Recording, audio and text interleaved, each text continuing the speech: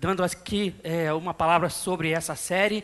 Minha Vida é um Filme. E essa noite eu queria falar sobre um tema de um filme que eu acho que vocês já assistiram, que diz: Eu sei o que vocês fizeram no verão passado. Quem viu esse filme? Nossa, todo mundo? Eu sei o que vocês fizeram no verão passado. É um filme, a gente vai assistir um trailer aqui de 2 minutos.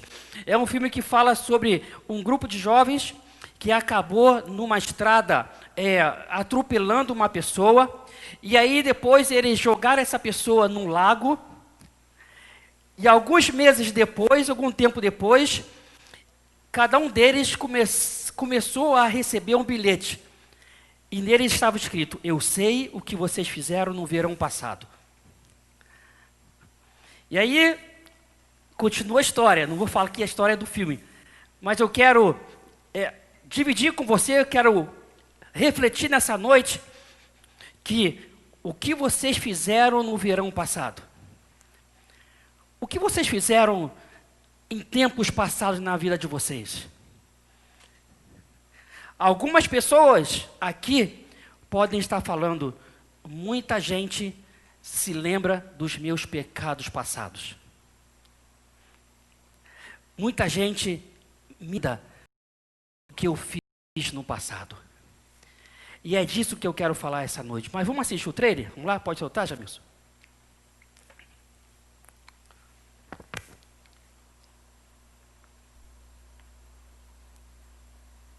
So the boy and girl are making out, right? But this lunatic killer's escaped from an insane asylum. That's not the way it goes. The boy goes for help, and the girl stays in the car, and she hears this, like, scratching sound. No, he's been decapitated. No, he was gutted with a hook.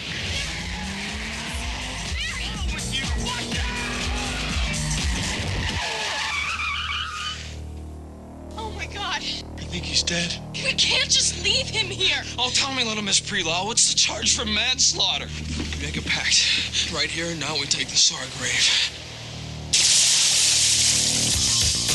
For the last year, 4 friends have kept a secret. Are you on drugs? No. Well, then what is wrong? I've had a rough year. But not all secrets stay buried. Somebody sent this to me. Oh my God. Someone knows. I know what you did last summer. Ooh. What they thought would be a new beginning Toast to us. is becoming a dead end. Somebody tried to kill you last night. We have to go to the police. If he wanted me dead, he could have done it. And the mistake they made It was an accident. There was no accident. It was murder. What if he's still alive? Hey! What are you doing here? is coming back to haunt them. Oh my God. He's after me, too. I got a letter. I got run over. Helen gets her hair chopped off. Julie gets a body in a trunk, and you get a letter? That's balanced. She's waiting for us to unravel. The wait is over. What are you waiting for, huh? What are you waiting for?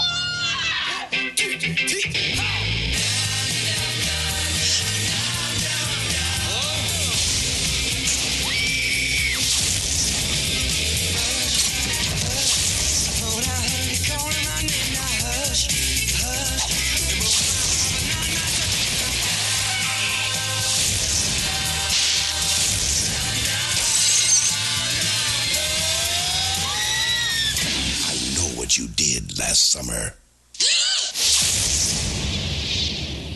Amém. Eu gostaria que você fechasse seus olhos, inclina a sua cabeça. Vamos orar ao Senhor. Amém.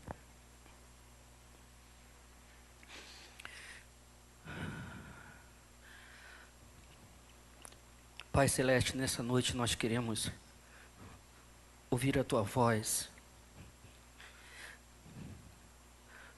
Nós declaramos que a Tua palavra nos cura, a Tua palavra nos sara. E nessa noite, Pai, usa-me para falar ao Teu povo. Usa-me para, através da Tua palavra, nos curar e nos sarar. Com Teu sangue sobre nós. E a Tua palavra seja manifestada com poder e graça nessa noite. Em nome de Jesus. Amém. A nossa vida, ela é composta por erros e acertos.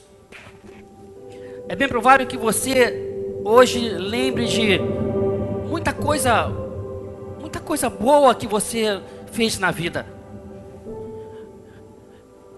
É bem provável que você tenha acertado bastante coisa. Mas é bem provável também que você tenha errado na vida. E a vida é assim, a vida ela é feita por erros e acertos. E alguns erros a gente lembra e ainda nos trazem dores. Alguns erros que a gente cometeu no passado traz a gente um incômodo na alma. E ainda mais quando alguém nos lembra desse erro e desse passado. A gente tenta enterrar esse passado, a gente tenta, como no filme, eles quiseram jogar aquela pessoa que eles atropelaram num lago, para que essa pessoa afundasse, e juntamente com o desaparecimento desse corpo, a culpa deles também fossem apagadas, esquecidas e não lembradas. E eles fizeram um pacto ali, que cada um deles iam guardar aquele segredo até a morte deles. E por algum motivo, algo nasceu novamente para lembrar deles o passado. E isso é o que o diabo tem feito na nossa vida. Ele quer lembrar a todo momento dos nossos erros, do nosso passado, das nossas atitudes, das nossas decisões. E muitas dessas decisões foram erradas. Quantas coisas foram erradas? Mas mesmo tentando acertar, mesmo tentando fazer o certo, às vezes você não vai agradar todo mundo. Você vai também ouvir falar mal do seu nome. O meu pai, por exemplo, eu nunca vi um homem mais bondoso que o meu pai. O meu pai tirava do próprio bolso para abençoar as pessoas. O meu pai abençoava pessoas, dava oportunidade para as pessoas que não valiam um centavo. Como que a gente falava antes? Como que aí os antigos falavam antes? 2 mil réis, 1 mil ré, sei lá. Mas, mesmo assim, de uma forma inacreditável, quantas pessoas falaram mal do meu pai? Mas, o que eu ouvi por aí, pessoas falando bem do meu pai. Eu e o pastor Edson fomos num determinado lugar nos encontrar com 3 pastores para a gente ter uma reunião para falar sobre uma ação social aqui na Rocinha. E um dos pastores falou: vocês são filhos do pastor Bonerges? Sim. Nossa, eu já ouvi falar muito desse homem e só coisa boa. Tem gente que lembra do nosso passado e lembra de coisas boas, mas a gente vai ouvir essa palavra: eu sei o que vocês fizeram no passado. E a gente precisa enfrentar isso e saber enfrentar essa situação. E esse negócio de confiança, sabe? Às vezes a gente confia uma determinada pessoa e essa pessoa frustra a gente porque a gente conta um segredo e daqui a pouco esse segredo não é mais segredo. Quem já teve essa experiência aqui? Levanta a mão. Você achou que estava contando o seu segredo para uma pessoa. Daqui a pouco 10, 20, 30 já estavam sabendo. Mas nós como cristãos, a gente precisa ser confiável, amém? Nós precisamos ser confiáveis. Quando alguém confidenciar alguma coisa para você, não conta para outro não, guarda esse segredo para você. Isso é saudável. Mesmo que daqui a um tempo você se aborreça com essa pessoa, você fez um pacto, você guardaria esse segredo. Quando você estiver com raiva dessa pessoa, mesmo assim, não conta esse segredo não, guarda para você. E a gente precisa ter esse tipo de relacionamento saudáveis. Sabe por quê? Porque o nosso passado, ele pertence ao passado e a Deus. Ninguém tem o direito de levantar novamente os nossos erros e falar: eu sei o que você fez. Ninguém tem esse direito de levantar mais uma vez a sua dor. Eu quero, com base nisso, em Apocalipse, Apocalipse 12, 10, preste atenção no que ele diz. Então ouvi uma forte voz do céu que dizia: agora veio a salvação. Quem é a salvação? Diga: Jesus. O poder e o reino do nosso Deus e a autoridade do seu Cristo, pois foi lançado fora o acusador dos nossos irmãos, que os acusa diante do nosso Deus dia e noite. Eles o venceram pelo sangue do Cordeiro e pela palavra do testemunho que deram diante da morte, não amaram a própria vida. E esse é o trabalho do diabo, nos acusar a todo momento. A todo momento ele quer levantar alguma coisa para nos lembrar. Mas olha lá, eis que ouvi uma forte voz: agora veio a salvação, agora veio o Salvador, aquele que destronou o acusador dos nossos irmãos, dos nossos erros. Ele veio para nos justificar, ele veio para nos lavar. Não tem mais essa: eu sei o que vocês fizeram no passado. Não tem. O nosso Deus enterrou, esqueceu e nos lavou. E quando você ouvir alguém falar mal de você, não esquenta não. Eu quero te dar aqui 4 pontos rapidamente. Porque Jesus é o nosso advogado. 4 razões de Jesus é o nosso advogado. Primeiro, João 2:1, que diz assim: meus filhinhos, estas coisas vos escrevo para que não pequeis. E se alguém pecar, temos um advogado com o Pai Jesus Cristo, para com o Pai Jesus Cristo. Ele é o nosso advogado, gente. Ele é o nosso advogado, a gente não precisa se preocupar. Ele é o justo. Nada mais perfeito do que um advogado justo. E o primeiro ponto que eu quero refletir com vocês é: Jesus é nosso advogado por causa da integridade de seu caráter. Jesus é íntegro. Diga comigo: Jesus é íntegro. Ele passou por aqui, ele não se manchou, ele não pecou, não saiu da sua boca uma palavra sequer falha. Que advogado íntegro a gente poderia querer mais? Ele defende a nossa integridade também.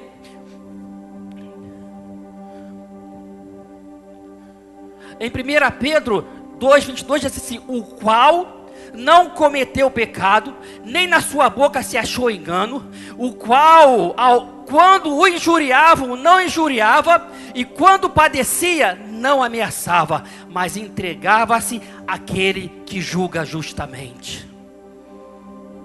O Senhor, Ele quer nos levar a uma consciência de que o advogado dos advogados é íntegro. E Ele tem a capacidade, a total capacidade de nos defender diante de toda acusação. Ele é o nosso... Não saiu da sua boca nenhum erro. Ele passou aqui sem as dores, as nossas dificuldades, mas Ele mesmo passou pelo que a gente passou. E Ele disse: eu venci o mundo e vocês podem vencer também. Jesus veio a essa terra em carne, não em espírito. Ele veio em carne para mostrar: eu vou sofrer, eu vou sentir a mesma dor, e vou vencer, e eu vou ser exemplo para vocês. Lá em Romanos 8:33, é uma palavra... Que passagem linda, eu queria que vocês refletissem nisso. Diz assim: quem intentará acusação contra os escolhidos de Deus? É Deus quem os justifica.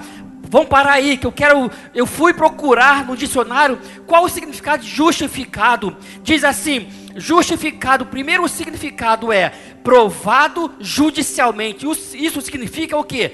Que você foi lá ser aprovado diante de um juiz.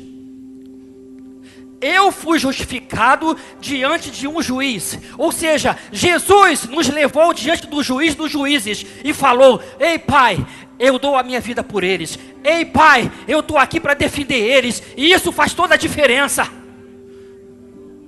Continuando, quem os condenará?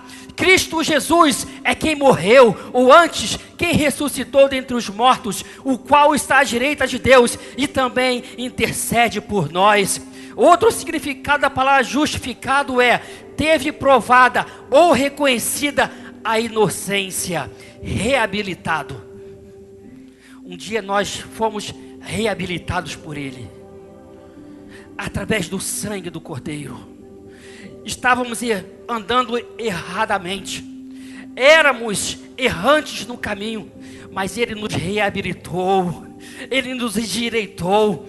Assim como um carpinteiro faz com uma madeira, Ele nos endireitou. Estávamos tortos e Ele nos endireitou. Assim como o oleiro faz como barro, Ele nos quebrou totalmente, nos refez, mas Ele nos defendeu como um advogado íntegro. O segundo ponto é: Jesus é nosso advogado por causa da grandeza dos seus métodos. Pode passar. Jesus veio a este mundo não para estar meramente ao nosso lado, mas em nosso lugar. Mas o que é isso? Quer dizer que Jesus não veio para estar ao nosso lado? Sim, Ele veio para estar ao nosso lado, mas Ele veio muito mais para estar no nosso lugar. E eu te provo, pode passar, Jamilson. 1 Pedro 2,24 diz assim: Ele mesmo levou o seu corpo, os nossos pecados, sobre o madeiro, a fim de que morrêssemos para os pecados e vivêssemos para a justiça. Por suas feridas vocês foram curados. Sabe o que isso significa? Ele mudou de lugar da gente. Aquela cruz era para cada um de vocês. Aquela cruz era para cada um de nós, mas Ele se colocou no lugar, e Ele se trocou de lugar com a gente. Então Ele veio a esse mundo para trocar de lugar para a gente, estar no nosso lugar. A condenação para os homens era certa. Era certo que cada um de nós iríamos ser condenados, mas Deus teve um plano, e o plano dele se chama Jesus Cristo. E Ele teve um plano, e não tinha outro plano que desse certo, tinha que dar certo esse plano. Não veio o anjo, não veio o querubim, não veio o serafim, não veio outro ser do céu, mas veio o único Filho de Deus.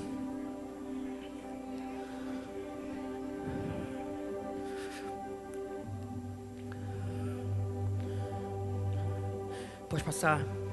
Mesmo sendo nosso advogado incomparável, Ele não cobra nada, pois já pagou tudo.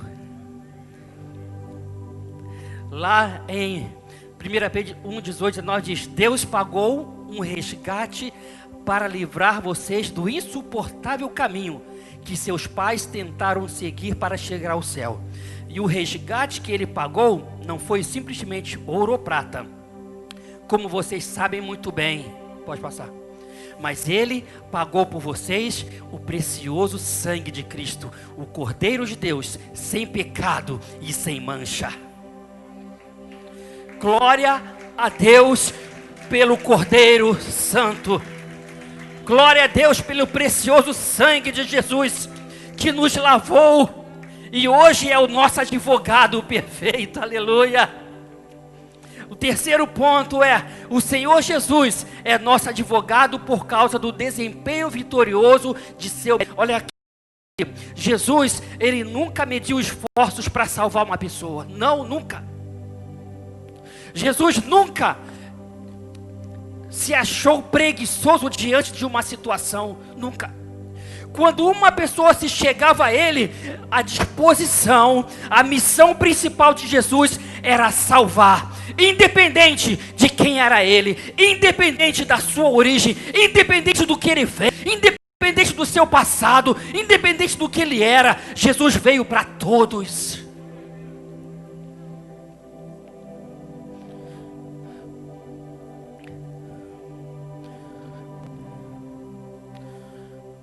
Há uma passagem lá em Lucas 19 sobre Zaqueu. Zaqueu era cobrador de impostos, odiado pelo povo,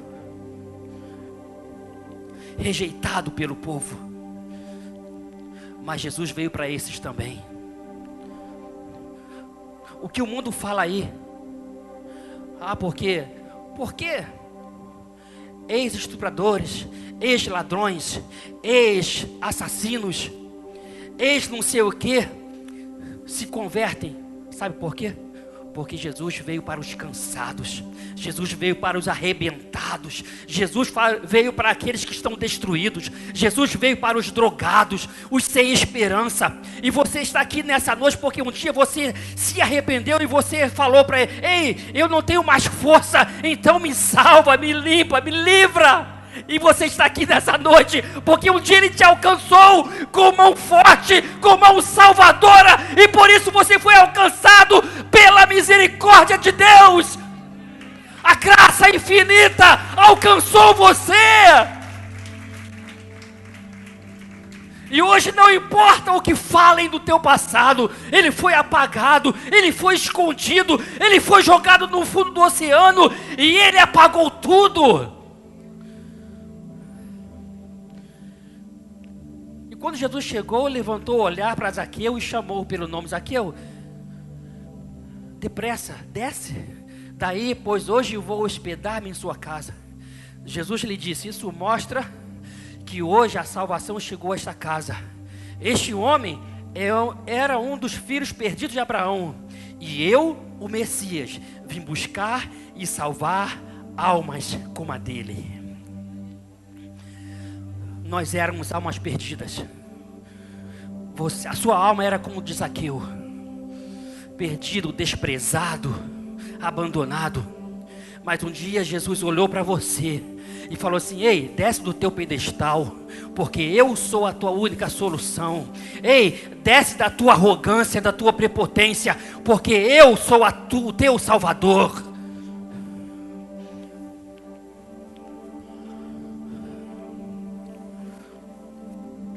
Como é bom a gente ter um advogado. Que advogado perfeito é Jesus. Quantos de vocês colocaram alguma coisa na mão de um advogado e não deu certo?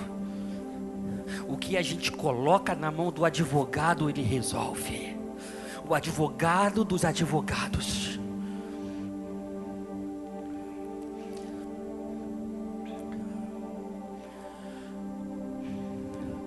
Quarto ponto e último é: Jesus é nosso advogado porque Ele conhece as nossas fraquezas. A melhor coisa, a principal coisa da gente colocar a nossa confiança na mão de alguém, é esse alguém saber exatamente da nossa vida. Eu não posso tratar a vida de vocês, eu não posso falar da vida de vocês se eu não conheço. Mas aquele que conhece do início ao fim, ele pode tratar unicamente de vocês. E como é bom a gente saber que Ele conhece as nossas fraquezas. Os fracos, levante a mão aqui. Aleluia. Mas eu quero dizer, você é forte em Cristo, amém? Forte em Cristo. Forte em Cristo. O advogado te fortalece. O advogado te defende. Mesmo que o teu passado seja lembrado de vez em quando, e isso te enfraquece, mas eu quero declarar sobre a tua vida: o advogado aqui que te defende, ele fortalece você, e ele te reanima para levantar novamente. Não olhe para o passado, não olhe o que as pessoas falam, mas olhe para Cristo. Ele reanima, ele levanta, ele fortalece. E a gente enterra totalmente o nosso passado, porque o sangue de Jesus não foi vertido em vão. O sangue de Jesus foi vertido para nos justificar, para nos lavar, para nos perdoar. O sangue de Jesus veio para isso e para enterrar o nosso passado. O que eu era não importa mais, porque o advogado conhece as minhas fraquezas. Ele enterrou de uma vez. hoje eu sou uma nova criatura. Aqueles que foram reconhecidos e se tornaram novas criaturas, levante a mão. Os que são novas criaturas, começa a glorificar então ao Senhor. Glorifica ao Senhor porque você é uma nova criatura. Ele te tornou novo, novo, novo, novo, novo, te renovou. Aleluia. Lá em Hebreus 4,15, porque não temos um sumo sacerdote que não possa compadecer-se das nossas fraquezas, porém, um que como nós, em tudo foi tentado, mas sem pecado. O nosso advogado é assim, ele é limpo, sem mácula, e glória a Deus, a Ele eternamente. Sabe, eu vejo a perseverança nessa toda a situação em que o diabo tenta nos acusar. A perseverança é a chave para a gente ter vitória. As lutas não vão acabar, as lutas não vão parar por aí. O sangue foi vertido na sua cabeça, foi derramado sobre a sua cabeça, mas as lutas não vão terminar. A gente precisa ter perseverança, mas pastor, aonde? Perseverança aonde? Perseverança na cruz de Cristo. Olhar para a cruz, foi lá que o teu passado foi pregado, foi lá que os teus erros foram pregados. Não existe mais condenação para aqueles que estão em Cristo Jesus. Não há. Não há.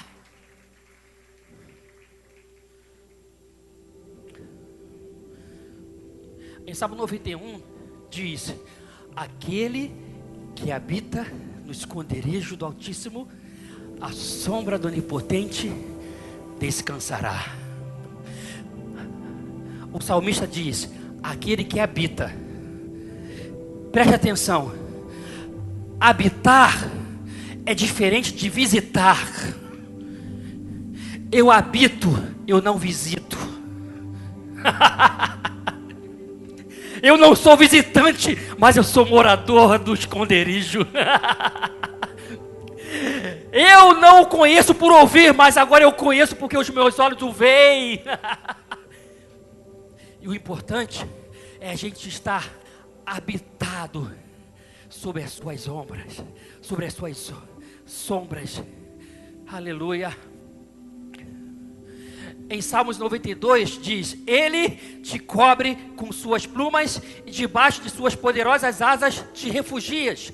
Sua fidelidade é escudo e armadura. As asas do Senhor estão disponíveis para nos proteger. Quem quiser habitar, foge, corra para debaixo das asas do Altíssimo. Ali a proteção, a cobertura, a calor. Você pode dizer assim: poxa, às vezes eu me lembro de tanta coisa errada.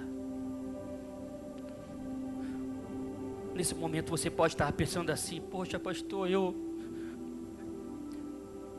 me lembro de algumas coisas que me entristecem, que eu já fiz ou já fizeram comigo, e a minha esperança foi embora. Eu quero dizer para você que acontece comigo também.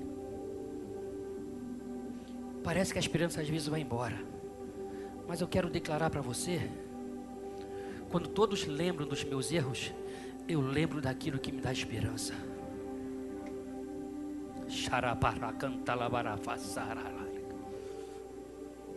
Pode passar.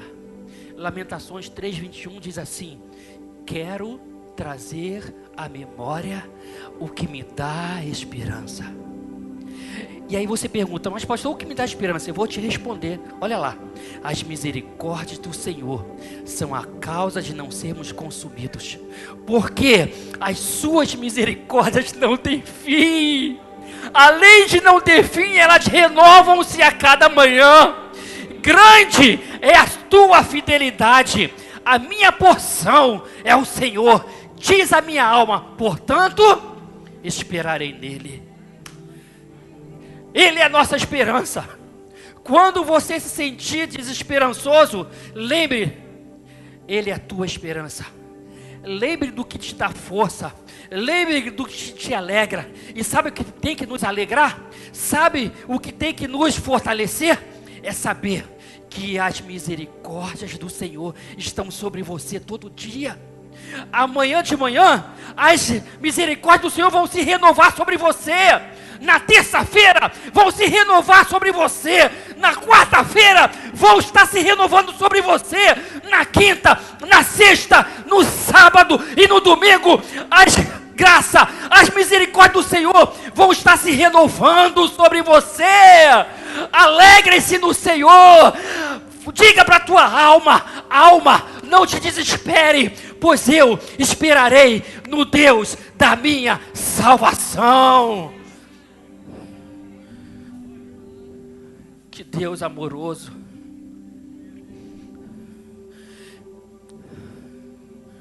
Quando alguém disser para você: eu sei o que vocês fizeram no passado, você pode declarar: eu também sei que as misericórdias se renovam sobre mim. Quando o diabo te acusar de algum pecado passado, você diz: Satanás, a graça de Deus sobre mim é eterna, é infinita, e elas se renovam todo dia. O sangue não foi em vão. Ele foi derramado para nos lavar e nos sarar, e nos curar, e nos limpar. Glória, pois, a Ele eternamente. Ministério de Louvor, pode subir.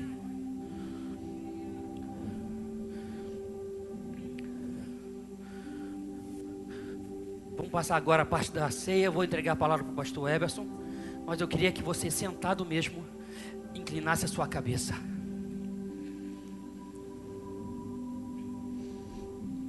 Essa mensagem não pode ser em vão nessa tarde. A palavra de Deus não pode voltar vazia na tua vida. E eu quero que você reflita e faça um exercício. Diga: eu quero trazer à memória o que me dá esperança. Nada, nem ninguém vai tirar a alegria da salvação de Cristo na minha vida. Nenhuma acusação, nada que eu tenha feito no passado vai mudar o amor de Deus na minha vida.